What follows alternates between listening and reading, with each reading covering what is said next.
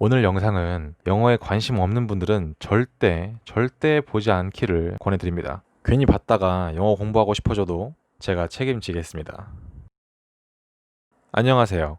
영어에 관심도 있고 영어를 정말 잘하고 싶다. 그렇다면 보셔도 됩니다. 하지만 난 영어에 관심도 없고 영어를 잘하는 것에는 더더욱 관심이 없다면 절대 영상을 보시지 않기를 권해드립니다. 괜히 봤다가 알 수 없는 이상한 기분에 괜히 영어 공부하고 싶어지게 될 수 있거든요. 그러면 오늘의 영상 시작하겠습니다.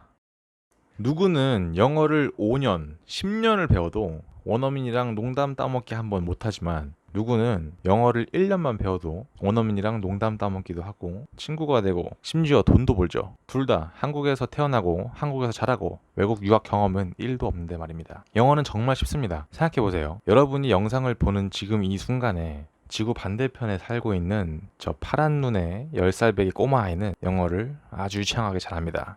걔는 원어민이니까 다르다고요. 또 걔는 유전적으로 영어에 최적화되어 있다고요. 뭐 걔처럼 어렸을 때부터 영어권 국가에 살지 않았으니까 이미 늦었다고요. 여러분이 만약 이런 생각을 갖고 있다면, 그리고 앞으로도 이런 생각에 사로잡혀 있을 거라면 제가 장담하는데 여러분은 5년을 배우던 10년을 배우던 평생 영어를 잘할 수 없습니다. 제 이런 말에 짜증이 나서 영상을 꺼버리고 싶을지도 모르죠. 이걸 끄고 나가는 건 여러분의 자유지만 다시 이 영상을 볼 때까지의 그 시간이 저는 좀 아까운 것 같습니다. 자, 결론부터 말하자면 여러분이 평생 영어를 잘할 수 없는 이유는 의외로 단순합니다. 바로 마음속 깊은 곳에서는 영어를 잘하기를 원치 않기 때문입니다. 이 원치 않는다는 감정 또는 태도는 이 스스로의 의지라기보다는 어쩔 수 없는 자포자기 상태인 경우가 대부분일 겁니다. 마음속 깊은 곳에서라고 말한 이유는 겉으로는 영어를 잘하길 원해도 내면에서는 원치 않기 때문입니다. 우리가 무의식이라고 부르는 거죠. 영어를 잘하고는 싶은데 결국 잘하고 싶지 않은 이상한 상황인 거죠. 진심으로 영어를 잘하고 싶다면 이 사실부터 받아들여야 합니다. 자, 조금 더 구체적으로 말해볼게요. 여러분이 영어를 잘하기를 원치 않는 이유는 크게 세 가지입니다. 첫째, 생각과 둘째, 실천, 그리고 방법론의 차원에서 말입니다. 이 세 가지에 동의하든 동의하지 않든 이 세 가지의 이유가 여러분의 성장을 막고 있다는 것에 저는 의견이 없습니다. 제 말에 속는 셈 치고 끝까지 들어보신 후에 곰곰이 생각해 보세요. 첫 번째, 생각입니다. 여러분은 영어를 잘하고 싶은데 안타깝게도 그러지 못할 이유부터 떠올리거든요. 나는 비싼 과외를 못 받아서, 원어민이 아니라서, 유전자가 안 좋아서, 머리가 나빠서, 이 중에 몇 가지나 사실인지는 모르겠지만 아무튼 그런 생각이 들죠. 영어가 어려운 이유를 생각할 시간에 영어가 너무나도 쉬운 이유를 찾아야 하는데도 말입니다. 당장 비싼 수업이나 과외를 못 받아서 영어를 못하는 게 아닙니다. 세상엔 별다른 거창한 컨텐츠 없이 영어 실력을 끌어올린 사람들이 수두룩 빽빽 하거든요. 꼭 100만 원짜리 과외를 받아야 되고 비싼 영어 연서를 사야 하는 것이 아닙니다. 내가 원어민이 아니라서 못하는 게 아니라 내가 비록 원어민은 아니지만 원어민만큼 충분히 할 수 있다는 생각을 가져야 됩니다. 국적을 불문하고 10살짜리 꼬맹이도 잘하는 게 영어라는 걸 깨닫고, 영어는 단지 언어에 불과하다는 거, 또 언어는 사람이면 거의 누구나 배울 수 있다는 사실을 깨닫고 마인드를 바꿔야 됩니다. 그런데 마인드만 바꾸면 됩니까? 두 번째, 실천입니다. 잘 들리지 않는, 그리고 팍팍 변하지 않는 영어 실력을 가지고 수십 개에서 수백 개, 수천 개의 문장을 들어야 됩니다. 이 과정은 지루할 수도 있고 재미있을 수도 있지만 분명히 말할 수 있는 건 하루아침에 이루어지지 않는다는 거죠.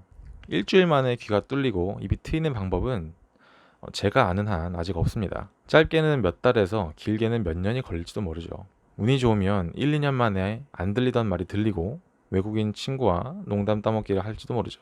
어쨌든 수개월에서 수년이라는 기간 동안 이 영어 공부라는 걸 해야 됩니다. 영어를 잘하게 될지도 아닐지도 모르는데 길다면 길고 짧다면 짧은 이 시간을 쏟아붓고 싶지 않은 것이죠. 대충 하면 안 되니까 꽤나 집중해야 되고 결국 노력이라는 게 따라 붙어야 되는데 여러분들은 시간도 아깝고 굳이 노력하고 싶지도 않은 거죠. 겉으로는 도전하고 싶다는 생각을 한다고 생각할지 모르겠지만 저 무의식 깊은 곳에서는 거부하고 있는 겁니다. 자, 어찌어찌해서 생각도 고쳐먹고 실천도 하기 시작했는데 뭔가가 계속 부족합니다. 세 번째인 방법론이죠. 즉 제대로 된 방법론을 모르는 겁니다. 자, 요즘은 유튜브만 뒤져봐도 수많은 방법론이 쏟아져 나옵니다. 근데 이게 문제예요. 너무 많은 방법론 때문에 오히려 헷갈리게 되는 거죠. 차라리 단순하게 한 두 가지 또는 세 가지에서 고르면 정말 편할 텐데 뭔 놈의 영어 공부법이 이렇게 많은 건지, 무슨 쉐도잉을 하라는 건지, 뭐 빽빽이를 쓰라는 건지, 내가 미드를 봐야 되는지, 아니면 원어민 친구를 사귀어야 되는지, 뭐 들릴 때까지 말아야 되는 건지, 아니면은 영양사전을 봐야 되는 건지, 뭐 이것도 해보고 저것도 해보고 이것 기웃 저것 기웃 거리다가 시간만 허비하게 되는 거죠. 물론 운이 좋은 경우에는 적은 시행착오 후에 훌륭한 방법을 찾게 될 수도 있죠. 근데 운에 맡길 생각이신가요? 결국 운에 맡겨야 된다는 점에서 이것도 그렇게 똑똑한 방법은 아닌 것 같은데요. 자, 이렇게 크게 세 가지 이유로 여러분은 영어를 잘할 수 없습니다.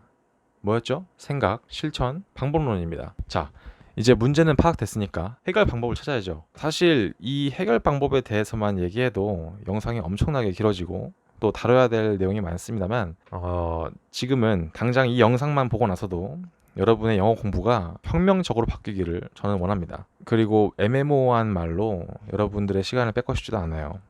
따라서 이 세 가지 이유 중에서 하나 정도는 당장 해결할 수 있는 조언을 드리려고 합니다. 자, 그것은 바로 영어는 한국어와 말의 순서가 다르다는 것입니다. 아마도 이 말은 들어본 분도 있을 겁니다. 하지만 뭔가 아쉬운 강의나 수업들은 여기서 그냥 끝나버려요. 정말 중요한 게 남았는데 말이죠. 바로 영어는 한국어와 말의 순서가 다르고 그 순서 자체가 엄청나게 중요하다는 점이죠. 예를 들어보겠습니다.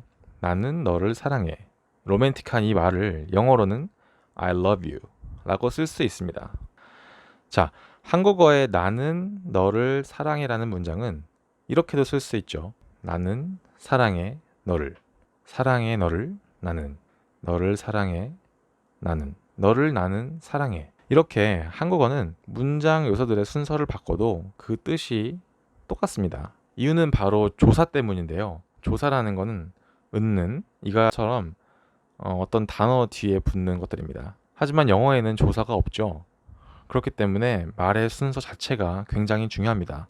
바로 이 점에서 I love you는 절대로 you love me와 같을 수 없는 것입니다. 단지 3개의 단어로 구성된 이 문장도 순서에 따라서 뜻이 완전히 바뀝니다. 하물며 다른 문장들은요? 또 더 많은 단어로 구성된 문장들은 어떨까요? 예를 들어서 영어에서 무언가를 물어볼 때 의문문을 쓰죠. Do you love me?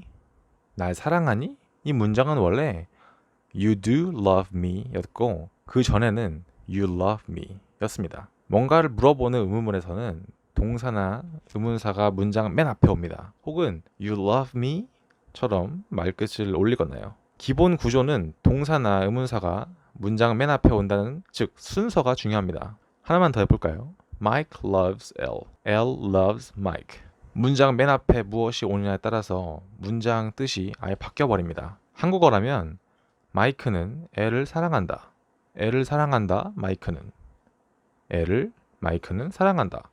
등으로 조사가 서로 바뀌지 않는 한 문장 성분들의 순서를 아무리 바꿔도 그 기본 뜻은 계속 유지가 됩니다.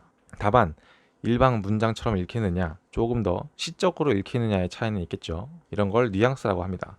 정리하면 한국어와는 다르게 조사가 없는 영어는 그 문장의 순서 자체가 매우 중요하다는 점입니다. 자, 지금까지 설명한 내용은 생각, 실천, 방법론 중에서 방법론에 해당한다고 볼 수 있습니다. 영어를 정복하기 위해 무엇을 먼저 파고들어야 할까? 또 우선적으로 이해해야 될 부분은 뭘까를 고민하고 그 방법론을 알맞게 찾아가는 거죠. 이렇게 생각, 실천, 그리고 방법론에 입각해서 영어에 관한 여러 가지 팁과 실천적인 개념들을 여러분께 소개해 드릴 겁니다. 다만 이렇게 영상으로 만들고 보니까 제 설명이 좀 부족하다는 생각이 들긴 하네요. 제가 제 영어만큼 설명까지 잘했다면 더욱 쉽게 이해시켜 드릴 수 있었을 텐데 더욱 고민해서 좀 더 쉽게 이해시켜 드릴 수 있는 영상 만들도록 하겠습니다. 자, 여러분들이 영어 공부에 관해서 궁금한 점들을 댓글로 남겨주세요. 뜬구름 잡는 소리보다 좀 더 쉽고 좀 더 명확하게 설명해 줬으면 하는 점들을요. 이후 영상에서 궁금증을 해소해 드릴 수 있도록 하겠습니다. 끝까지 봐주셔서 감사하고요. 이 영상이 도움이 되셨다면 그리고 앞으로의 영상이 궁금하시다면 좋아요와 구독 부탁드리겠습니다. 물론 영어 공부에 별로 관심이 없고 영어를 잘하고 싶지도 않다면 좋아요도 구독도 하지 않으셔도 괜찮습니다. 그럼 좋은 하루 보내세요.